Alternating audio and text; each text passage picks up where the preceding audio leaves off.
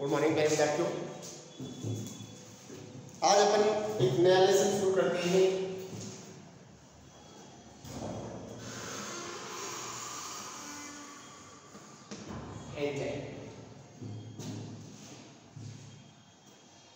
इस लेसन के बेस पर आगे दो बड़े लेसन हैं, फोटोसिंथेसिस एंड रेस्पिरेशन।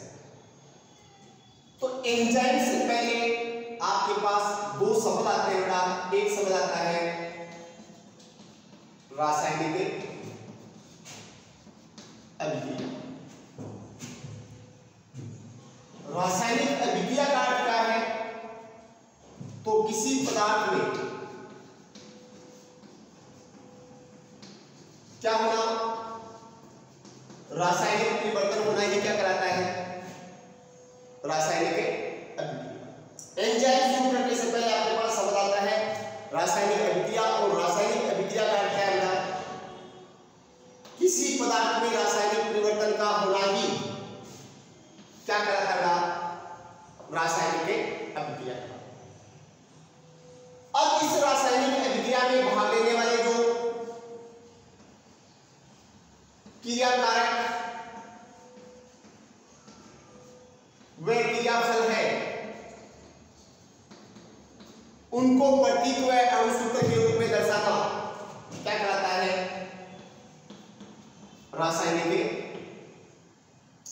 समीकरण कहलाता है। तो किसी पदार्थ में रासायनिक परिवर्तन का होना तो क्या कहलाता है? रासायनिक अभिक्रिया। और उस रासायनिक अभिक्रिया में भाग लेने वाले क्रियाकारक व क्रियाफल का को अणुसूत्र व प्रतीक के द्वारा दर्शाना क्या कहलाता है? रासायनिक समीकरण। अब रासायनिक परिवर्तन का क्या था? तो आप जो क्लास 10th क्लास में भी साइंस में बार-बार पढ़ चुके हो, वह परिवर्तन जिसके फलस्वरूप नए पदार्थ का निर्माण होता है और परिवर्तन के कारण को हटा देने पर पदार्थ अपनी मूल अवस्था में नहीं होता है। ऐसे परिवर्तन को अपन क्या कहते हैं? रासायनिक परिवर्तन कहते हैं। और फिर रासायनिक समीकरण में या रासायनिक अभिक्रिया में आपके पास शब्द आते हैं क्रियाकारक और क्रियाफल। क्रियाकारक किसे कहते हैं? तो जिस पदार्थ में रासायनिक परिवर्तन होता है उसे क्या कहते हैं? क्रियाकारक। और जिस पदार्थ में रासायनिक परिवर्तन के फलस्वरूप जो नया पदार्थ बनता है उसे क्या कहते हैं? क्रियाफल।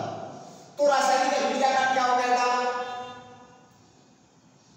रासायनिक अभिक्रिया का हो गया किसी पदार्थ में रासायनिक परिवर्तन का होना ही क्या कहलाता है? रासायनिक अभिक्रिया। और जिस पदार्थ में परिवर्तन होता है उस पदार्थ को क्रियाकारक या क्या कहते हैं? क्रियाधार कहते हैं। क्या कहते हैं? क्रियाधार। और क्रियाधार में रासायनिक परिवर्तन के फलस्वरूप जो पदार्थ बनता है उसे अपन क्या कहते हैं? क्रियाधार। तो रासायनिक अभिक्रिया का अर्थ हो गया था किसी पदार्थ में रासायनिक परिवर्तन का होना ही क्या कहलाता है? रासायनिक अभिक्रिया कहलाता है। अब रासायनिक अभिक्रिया से रिलेटेड एक शब्द आता है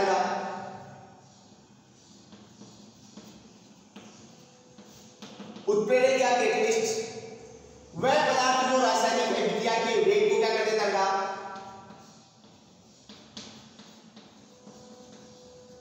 परिवर्तित कर देता है, लेकिन स्वयं अभिक्रिया में भाग नहीं लेता है। उसे क्या कहते हैं? उत्प्रेरक। तो क्या बात है? किसी पदार्थ में रासायनिक परिवर्तन का होना रासायनिक अभिक्रिया कहलाता है। और वह पदार्थ जो रासायनिक अभिक्रिया के वेग को परिवर्तित कर देता है लेकिन स्वयं अभिक्रिया में भाग नहीं लेता है, उसे अपन क्या कहते हैं? उत्प्रेरक। अब ये कोई रासायनिक अभिक्रिया है। जब रासायनिक अभिक्रिया किसी जीव की जीवित कोशिका में संपन्न होती है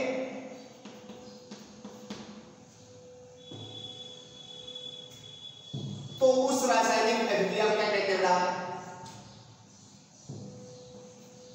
जब कोई रासायनिक अभिक्रिया किसी जीव की जीवित कोशिका में संपन्न होती है तो ऐसी रासायनिक अभिक्रिया को अपन क्या कहते हैं?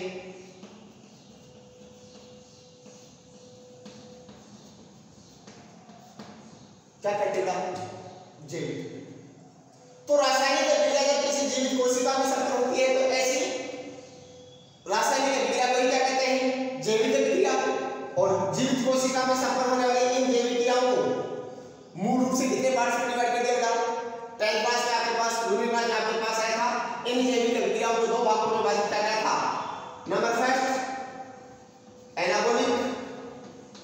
Equal to catabolic.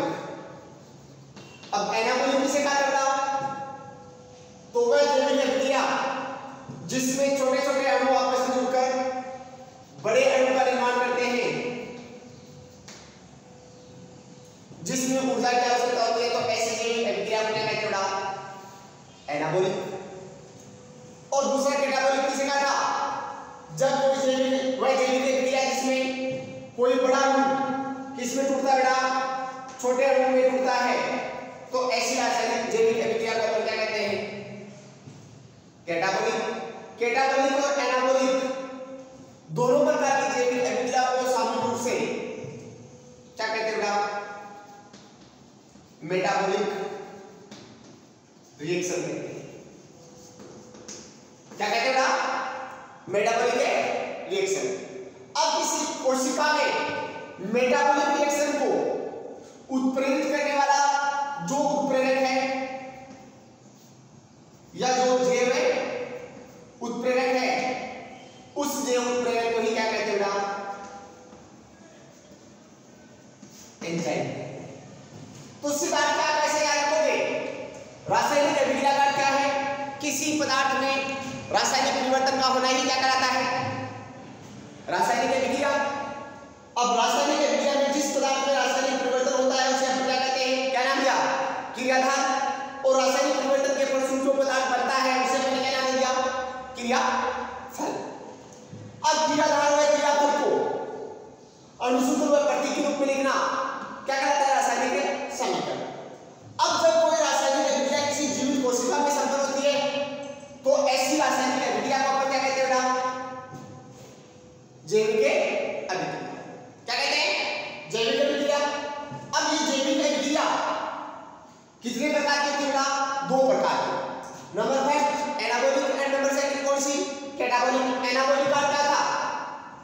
जब किसी जैविक अभिक्रिया में छोटे छोटे अणु आपस में जुड़कर बड़े अणु का निर्माण करते हैं, जिसको संपन्न होने के लिए ऊर्जा की आवश्यकता होती है, ऐसी रासायनिक अभिक्रिया क्या कहते हैं बेटा? या ऐसी जैविक अभिक्रिया क्या कहते हैं? एनाबॉलिक। और कैटाबॉलिक कौन सी हो गई? जिसमें छोटे छोटे बड़ा अणु टूटकर छोटे अणु का निर्माण करता है और साथ में ऊर्जा मुक्त होती है, ऐसी बायोटिक रिएक्शन को अपन क्या कहते हैं बेटा? Catabolic reaction. Anabolic and catabolic reaction को सामान्य रूप से अपन नाम देते हैं मेटाबॉलिक रिएक्शन। अब किसी मेटाबॉलिक रिएक्शन को या जैविक अभिक्रिया को या जैव रासायनिक अभिक्रिया को उत्प्रेरित करने वाला जो उत्प्रेरक है, उस उत्प्रेरक को जैव उत्प्रेरक या क्या कहते हैं बेटा? एंजाइम। जैव उत्प्रेरक या एंजाइम कहते हैं। अब एंजाइम की परिभाषा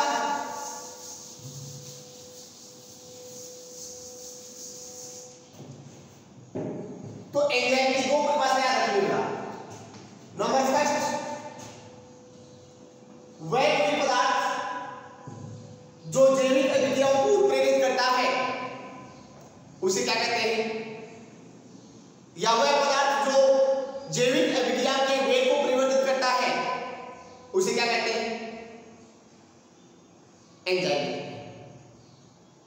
या दूसरी परिभाषा दे सकते हैं, प्रोटीन प्रकृति के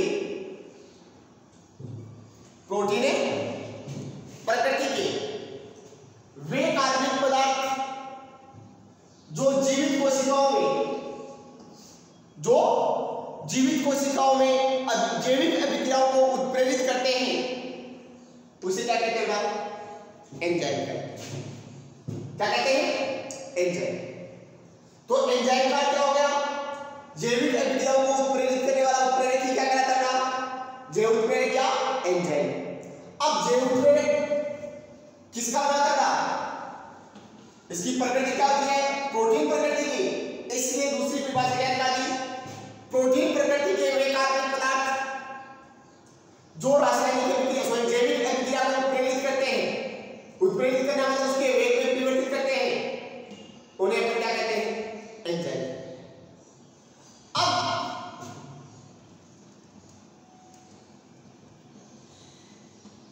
एंजाइम की जैव उत्प्रेरक के रूप में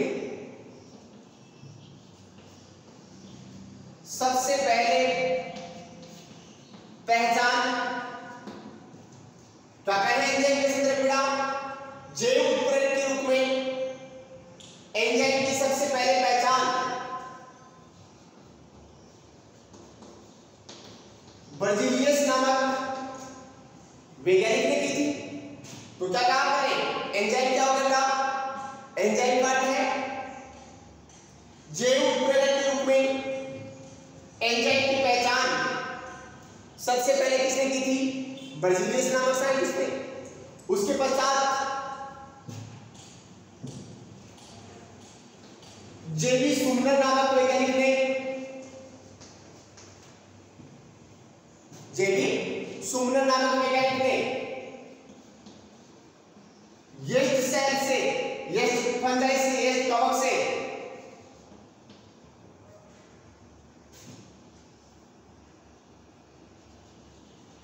एमाइलेज एंजाइम को क्या किया था, पृथक किया था। जबकि एंजाइम नाम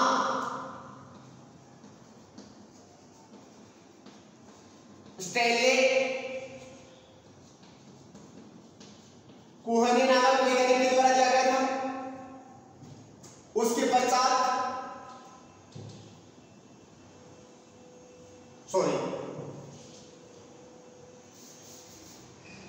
बुकनर नामक वैज्ञानिक ने यीस्ट फंजाई से एमाइलेज एंजाइम को पृथक किया था। जबकि एंजाइम नाम शब्द दिया था किसने, स्टेनले कुहने तथा जेबी सुमनर नामक वैज्ञानिक ने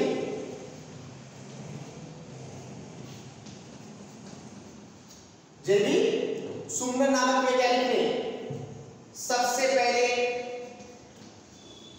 यूरियस एंजाइम को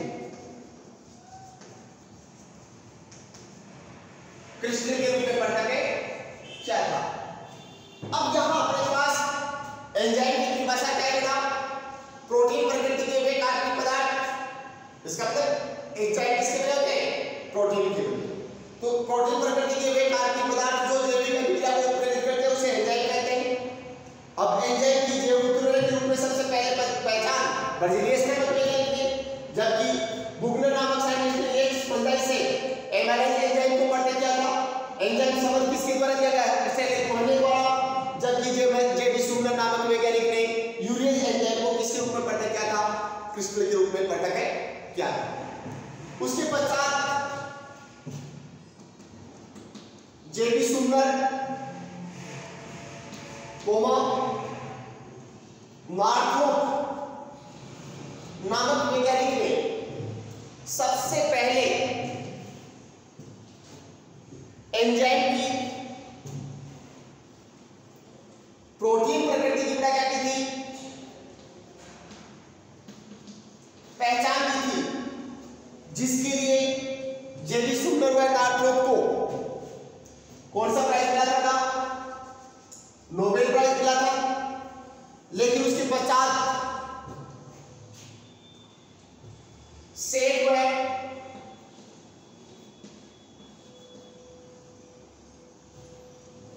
अजमान नामक वैज्ञानिक ने ऐसे एंजाइम की खोज की जो प्रोटीन का न बनकर किसका बना था, आरएनए का बना होता है। इस एंजाइम का नाम उन्हें राइबोजाइम दिया था, जो कैसा प्रोटीन है, एक नॉन प्रोटीन एंजाइम है। कैसा एंजाइम है, नॉन प्रोटीन एंजाइम। अब अपन ने कहा प्रोटीन प्रकृति के वे कार्बनिक पदार्थ जो रासायनिक अभिक्रिया के वेग को परिवर्तित कर देता है लेकिन स्वयं अपरिवर्तित रहता है, उसे अपन एंजाइम कहेंगे। एंजाइम की जैव उत्प्रेरक या उत्प्रेरक के रूप में पहचान सबसे पहले बर्जीलियस ने बुकनर नामक वैज्ञानिक ने यीस्ट फंजाई से एमाइलेज एंजाइम को पृथक किया। एंजाइम शब्द स्टेनले कुहने द्वारा दिया गया। जेबी सुमनर नामक वैज्ञानिक ने सबसे पहले यूरियस एंजाइम को क्रिस्टल के रूप में पृथक किया था। उसके पश्चात जेबी सुमनर और नॉर्थरोप ने क्या बताया कि एंजाइम है वो किस प्रकृति के होते हैं, प्रोटीन प्रकृति के होते हैं। लेकिन सेम वे एटमान ने ऐसे एंजाइम की खोज की जो प्रोटीन प्रकृति के नहीं होते हैं, इसका नाम होता है आरएनए का बनाता है, और उस एंजाइम का नाम क्या दिया था? राइबोसोम। अब राइबोसोम का फंक्शन जूनियर क्लास में आ चुका है, कार्य क्या है? RNA splicing. आरएनए स्प्लाइसिंग किसे कहा था जूनियर क्लास में? तो आरएनए स्प्लाइसिंग का अर्थ है एचएनआरएनए में से इंट्रॉन पार्ट को रूप बनाकर हटाना, क्या कहलाता है? RNA splicing.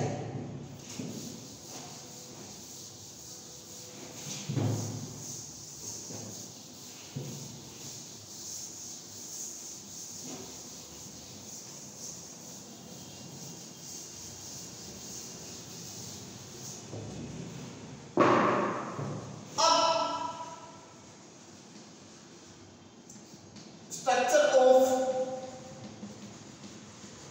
Enzyme. Structure of enzyme से आपको पहले एक बात याद रखनी बेटा,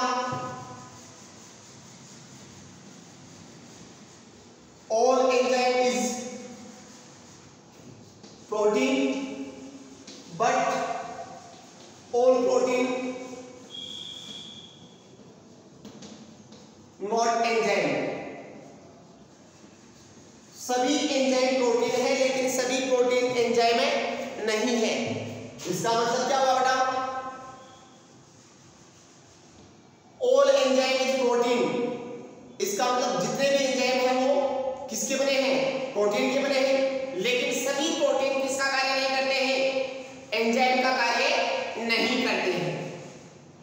बट बाद में खोज हुई कि कुछ ऐसे एंजाइम भी हैं जो किसके नहीं बने बेटा? प्रोटीन के नहीं बने हैं। जैसे एग्जांपल राइबोसोम किसका बना था? आरएनए का। कार्य भी अपन ने चर्चा की, किसका किसका कार्य क्या है? RNA splicing. अब स्ट्रक्चर की दृष्टि से एंजाइम की बात करें तो एंजाइम को दो भागों में विभाजित किया गया है। Number first simple enzyme, number two compound enzyme या संयुक्त एंजाइम। अब सिंपल एंजाइम कौन से होते हैं बेटा? वे एंजाइम जो केवल और केवल किसके बने हैं? प्रोटीन के बने होते हैं। ऐसे एंजाइम को क्या कहते हैं? सिंपल एंजाइम कहते हैं। तो वे एंजाइम जो केवल और केवल किसके बने होते हैं? प्रोटीन के बने होते हैं। ऐसे एंजाइम को क्या कहते हैं? सिंपल एंजाइम कहते हैं। जैसे पेप्सिन, ट्रिप्सिन,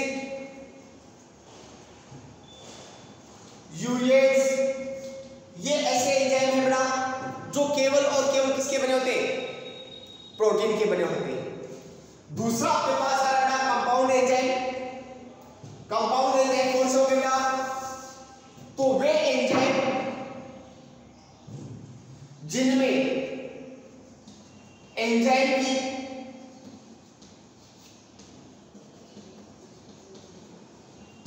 क्रियाशीलता को बढ़ाने के लिए एंजाइम के प्रोटीन पार्ट के साथ साथ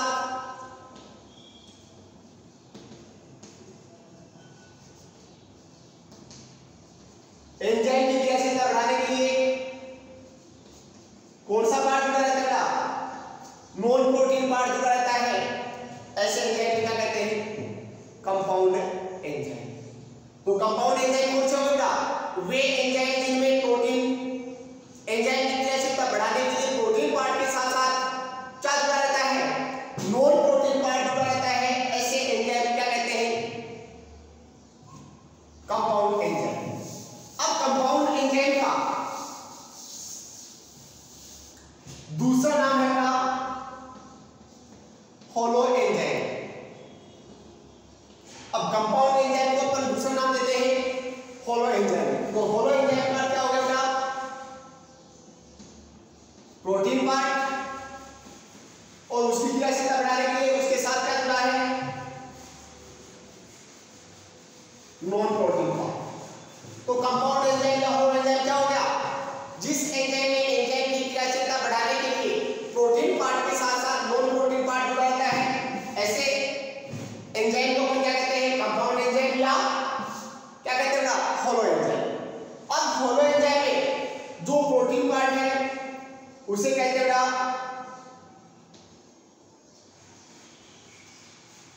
एपो एंजाइम और जो नॉन प्रोटीन पार्ट होता है उसे कहते हैं कोफैक्टर। अब अपने क्या कहा, होलो एंजाइम या कंपाउंड एंजाइम में जो प्रोटीन पार्ट है उस प्रोटीन पार्ट को अपन कहते हैं एपो एंजाइम और जो नॉन प्रोटीन पार्ट है उसे क्या कहते हैं कोफैक्टर। अब कोफैक्टर क्या है, किसे कहा पहले कोफैक्टर, तो होलो एंजाइम या कंपाउंड एंजाइम में एंजाइम की क्रियाशीलता बढ़ाने के लिए प्रोटीन पार्ट के साथ साथ जो नॉन प्रोटीन पार्ट जुड़ा रहता है उस नॉन प्रोटीन पार्ट को क्या कहते हैं, कोफैक्टर कहते हैं। अब इन कोफैक्टर को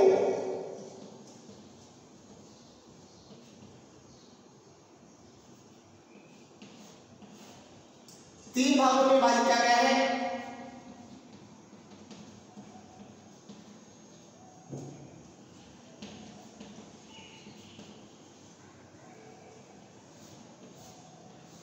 कोफैक्टर को कितने पार्ट में डिवाइड किया जाएगा, तीन पार्ट में।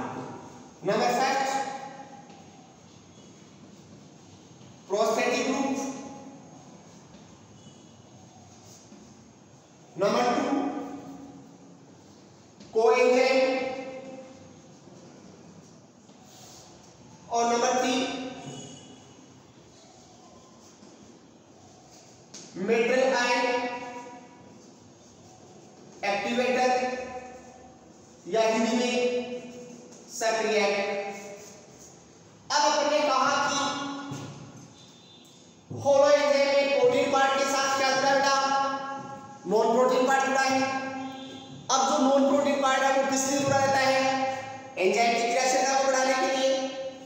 होलो एंजाइम के प्रोटीन पार्ट को अपन apo enzyme, non protein part को क्या कर दिया, कोफैक्टर।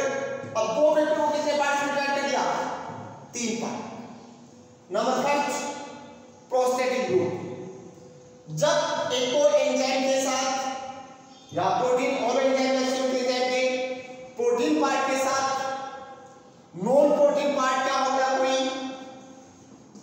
पहली बात कार्बनिक पदार्थ। जब किसी होलो एंजाइम या संयुक्त एंजाइम में प्रोटीन पार्ट या एपो एंजाइम भाग के साथ जुड़ने वाला प्रोटीन कोफैक्टर क्या होगा, कोई कार्बनिक पदार्थ हो और वो कार्बनिक पदार्थ एपो एंजाइम के साथ या प्रोटीन पार्ट के साथ कैसे जुड़ा रहता है, दृढ़ता से जुड़ा रहता है, तो ऐसे कोफैक्टर क्या कहते हैं, प्रोस्थेटिक ग्रुप कहते हैं। तो प्रोस्थेटिक ग्रुप का क्या होगा, जब प्रोटीन पार्ट के साथ नॉन प्रोटीन पार्ट के रूप में कोई क्या जुड़ा होगा, कार्बनिक पदार्थ, और वो भी किससे जुड़ा होगा, दृढ़ता से जुड़ा हो, जिसको पृथक नहीं किया जा सकता आसानी से। ऐसे कोफैक्टर क्या कहते हैं, प्रोस्थेटिक ग्रुप। जैसे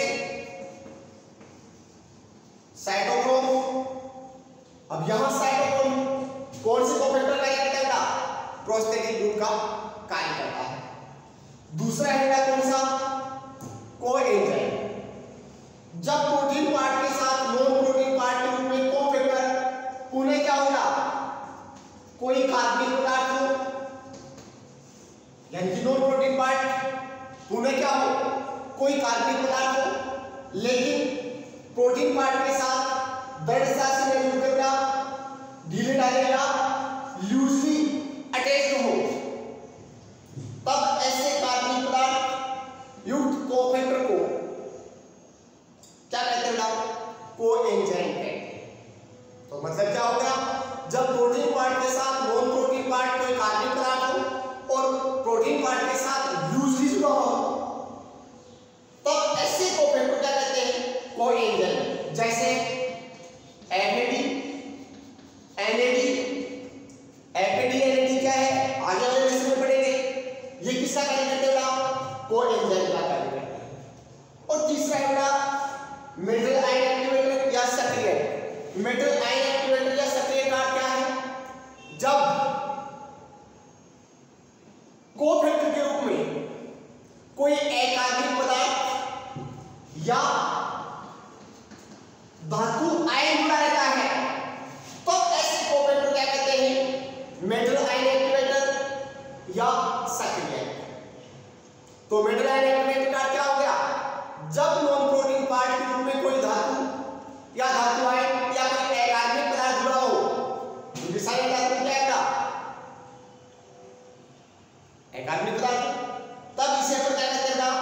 मेटल आयन एक्टिवेटर कहते हैं।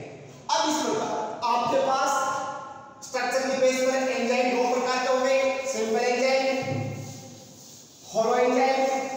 और हेलो एंजाइम में दो पार्ट्स होंगे, apo enzyme protein part, cofactor non protein part. Cofactor को पुनः तीन पार्ट्स में डिवाइड कर दिया, कौन कौन से? तो फर्स्ट अपने पास हो गया कौन सा? Prostatic group. और दूसरा क्या कौन सा? कोएंजाइम। तीसरा कौन सा है अपना? Metal ion activator. अब अगला पॉइंट है ना एंजाइम की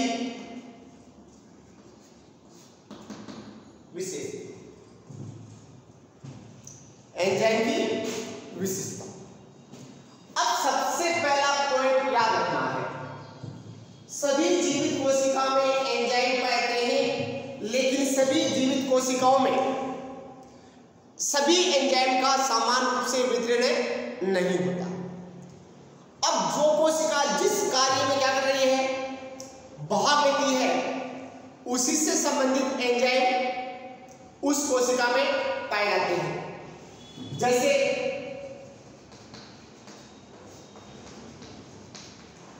प्रकाश संश्लेषण से संबंधित एंजाइम कौन सी कोशिकाओं में पाए जाते हैं? जिनमें क्लोरोप्लास्ट पाया जाता है। श्वसन से संबंधित एंजाइम कौन सी कोशिकाओं में पाए जाते हैं? जिनके अंदर क्या पाया जाता है? माइटोकॉन्ड्रिया पाया जाता है। इसका मतलब लगभग सभी जीवित कोशिकाओं में मेटाबॉलिक या उपापचय क्रिया संपन्न होने के लिए एंजाइम पाए जाते हैं, लेकिन एंजाइम का सभी कोशिकाओं में समान मात्रा में वितरण नहीं होता। अब बात कर रहे हैं परमिड़ा किसकी? विशेषता की। तो विशेषता के अंदर एंजाइम की पहली विशेषता क्या था? एंजाइम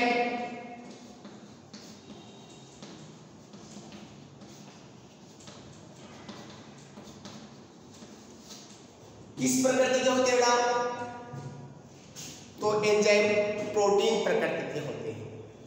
अर्थात एंजाइम प्रकृति में किस पदार्थ के रासायनिक संगठन के समान संगठन दर्शाते हैं?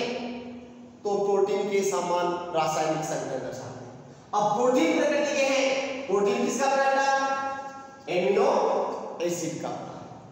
तभी अपन कहते हैं सभी एंजाइम प्रोटीन है, लेकिन सभी प्रोटीन एंजाइम नहीं है। अपवाद वाला दूसरा अपने पास राइबोसोम हो गया। तो एंजाइम किस प्रकृति का होता है? प्रोटीन प्रकृति का। दूसरा गुणधर्म है अपना एंजाइम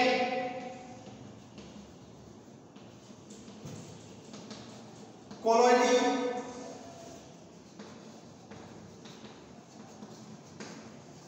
प्रकृति के होते हैं। कोलोइडी प्रकृति के कारण एंजाइम का जो क्षेत्रफल है वो अधिक होता है, जिसके कारण उसके साथ आसानी से क्रियाधार का मतलब जिस पदार्थ में रासायनिक परिवर्तन होना है, क्रियाधार आसानी से जुड़ जाते हैं, जिसके कारण अभिक्रिया का वेग क्या हो जाता है? बढ़ जाता है। अभिक्रिया के वेग के बढ़ने का मतलब कम समय में रासायनिक जैविक अभिक्रिया क्या हो जाती है? संपन्न हो जाती है। तीसरा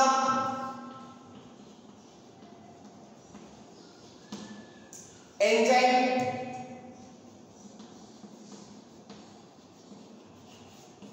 उभयधर्मी होते हैं।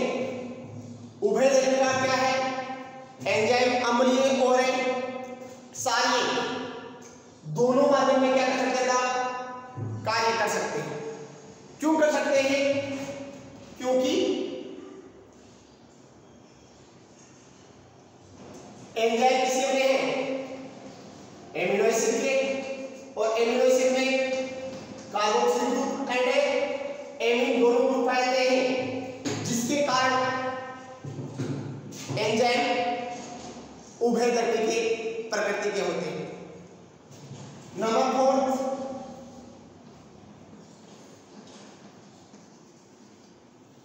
एंजाइम विशिष्टता। एंजाइम विशिष्टता का क्या है? एंजाइम या तो किसी एक विशेष रासायनिक अभिक्रिया को ही उत्प्रेरित करते हैं,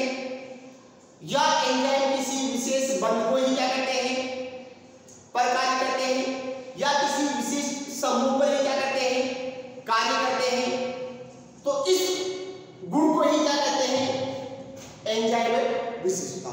या अपन यूं कह सकते हैं एंजाइम जैविक अभिक्रिया के प्रति क्या दर्शाते हैं, विशिष्टता दर्शाते हैं। अर्थात एक ही एंजाइम सभी प्रकार की जैविक अभिक्रियाओं को उत्प्रेरित नहीं करता।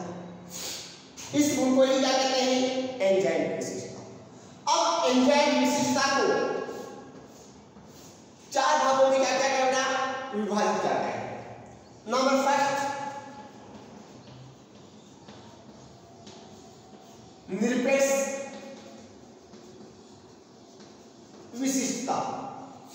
निरपेक्ष विशिष्टता का क्या होगा, एंजाइम केवल एक विशेष प्रकार की जैविक अभिक्रिया को ही उत्प्रेरित करता है, जबकि किसी दूसरी जैविक अभिक्रिया को उत्प्रेरित नहीं करता है।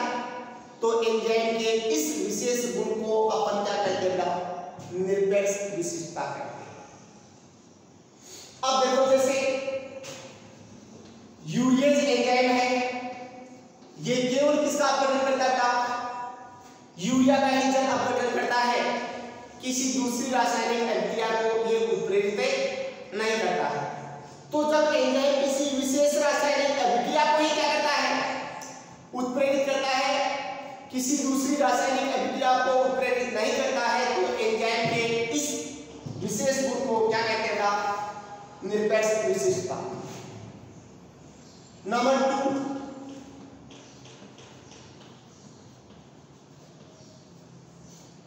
समूह विशिष्टता। समूह विशिष्टता का क्या है, कुछ एंजाइम ऐसे होते हैं जो क्रियाधार के एक विशेष समूह पर क्या करते हैं, कार्य करते हैं। एंजाइम के इस गुण को क्या कहते हैं, समूह विशिष्टता। तो समूह विशिष्टता का क्या होगा, कुछ एंजाइम किसी विशेष क्रियाधार के समूह पर ही क्या करते हैं, कार्य करते हैं, दूसरे समूह पर या दूसरे क्रियाधार पर कार्य नहीं करते हैं। एंजाइम के इस विशेष गुण को क्या कहते हैं, समूह विशिष्टता। जैसे हेक्सोकाइनेज जो एंजाइम है बेटा, ये हेक्सोकाइनेज 6 कार्बन के जितने भी प्रकार के मोनोसेकेराइड कार्बोहाइड्रेट है, उन सब क्रियाधार पर क्या करते हैं, कार्य करते हैं। तो वो एक क्रियाधार के विशेष समूह पर क्या करता है, कार्य करता है, लेकिन वो 5 कार्बन की संरचना या दूसरे क्रियाधार पर कार्य नहीं करता है। तो एंजाइम के इसको क्या कहते हैं, समूह विशिष्टता। जैसे अपन ने एग्जांपल दिया था, हेक्सोकाइनेज 6 कार्बन के जितने भी मोनोसेकेराइड है, चाहे वो क्या हो, ग्लूकोज है, ग्लूकोज है, लैक्टोज हो, सब पर क्या करता है, कार्य करता है। तो 6 कार्बन का क्रियाधार का एक विशेष समूह होगा, उस पर कार्य करता है। तो एंजाइम के इसको क्या कहते हैं, समूह विशिष्टता। तीसरा है बंध विशिष्टता। बंध विशिष्टता का क्या है, कुछ एंजाइम केवल विशेष बंध पर ही क्या करते हैं, कार्य करते हैं। ऐसे एंजाइम को क्या कहते हैं, एंजाइम के इस गुण क्या कहते हैं, बंध विशिष्टता कहते हैं। जैसे आपके पास आया था रेस्ट्रिक्शन एंडोन्यूक्लियस एंजाइम। अब रेस्ट्रिक्शन एंडोन्यूक्लियस एंजाइम डीएनए या आरएनए या न्यूक्लिक एसिड में पाए जाने वाले 2 नाइट्रोजन बेस के बीच पाए जाने वाले या 2 न्यूक्लियोटाइड के बीच पाए जाने वाले 3,5-डाइफॉस्फोएस्टर बॉन्ड को ही क्या करता है, कट लगाता है या काटता है। तो वो विशेष बंध पर क्या कर रहा है, कार्य कर रहा है। तो एंजाइम के इस विशेष गुण को क्या कहते हैं, बंध विशिष्टता। तो बंध विशिष्टता का क्या हो गया, कुछ एंजाइम किसी विशेष बंध पर ही क्या करते हैं, कार्य करते हैं, किसी दूसरे बंध या दूसरे क्रियाधार पर कार्य नहीं करते हैं। एंजाइम के इस विशेष गुण को क्या कहते हैं, बंध विशिष्टता। जैसे restriction endonuclease enzyme nucleic acid या डीएनए में पाए जाने वाले न्यूक्लियोटाइड के बीच पाए जाने वाले या 2 नाइट्रोजन बेस के बीच पाए जाने वाले विशेष प्रकार के बंध अर्थात 3,5-डाइफॉस्फोएस्टर बॉन्ड को इन पर ही क्या करते हैं, कट करते हैं। इस बंध को क्या कहते हैं, बंध विशिष्टता। चौथा का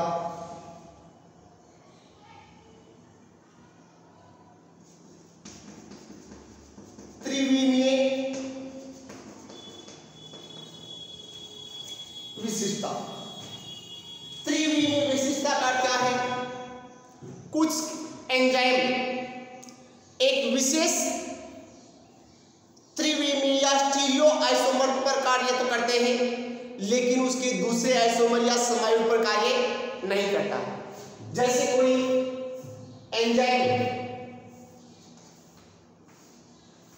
एल ग्लूकोज पर कार्य करता है, लेकिन डी ग्लूकोज पर कार्य नहीं करता है, तो इसे अपन क्या कहते हैं? त्रिविमीय विशिष्ट। अब इसके पश्चात अगली एंजाइम विशेषता क्या होगा?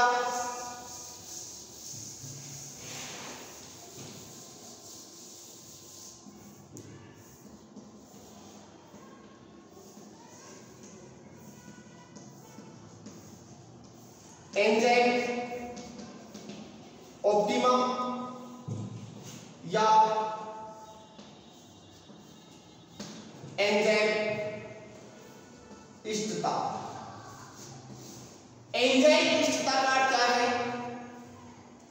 तो प्रत्येक एंजाइम किसी विशेष परिस्थिति में क्या होता है? अधिकतम क्रियाशील होता है। एंजाइम के इस गुणधर्म को अपन क्या कहते हैं? एंजाइम इष्टता। जैसे